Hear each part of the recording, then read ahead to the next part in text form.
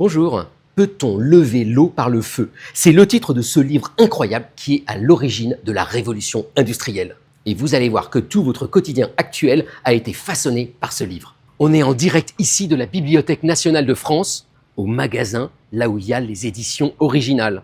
Regardez cette petite merveille.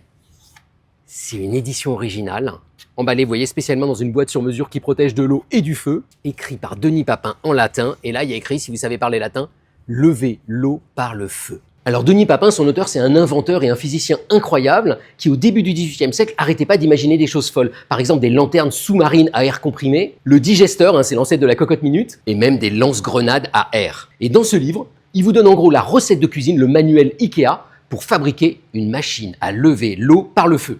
Alors comment ça marche? Venez voir.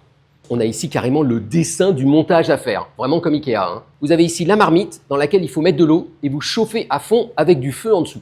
Quand il y a plein de vapeur, vous ouvrez le robinet ici, la vapeur s'échappe et elle pousse sur ce piston qui pousse et fait ici jaillir de l'eau. Vous avez levé de l'eau avec du feu. Si vous mettez 100 litres d'eau là-dedans, vous pouvez faire monter l'eau de 10 mètres. Et donc ça servait à faire des fontaines. Mais surtout, derrière cette machine, vous l'avez compris, se cache la machine à vapeur. On a de la vapeur qui crée du mouvement. Et c'est ces machines à vapeur qui vont permettre de développer toutes les industries au 19e et au 20e siècle. Et l'autre endroit incroyable de ce petit livre, je vous l'ai gardé pour la fin, c'est la table des matières. Regardez, elle est là. Et ce chapitre en particulier, qui est intitulé « Un homme par ce moyen peut faire autant d'effets que 50 avec des machines ordinaires ». Ce qu'est en train de vous dire Papin, c'est que sa machine, elle fait le boulot de 50 personnes. Et encore plus fort, regardez le chapitre d'après, 500 hommes. Cette machine fait le travail de 500 hommes. Et en fait, ce chiffre 500, il n'est pas anodin, parce qu'un Français moyen comme vous ou moi, toute l'énergie que j'utilise dans la vie de tous les jours, pour me transporter, pour mes vêtements, pour mon logement, correspond au travail mécanique de 500 personnes en permanence. Et en fait, c'est ce qui s'est passé au 19e et 20e siècle. On a remplacé l'essentiel du travail humain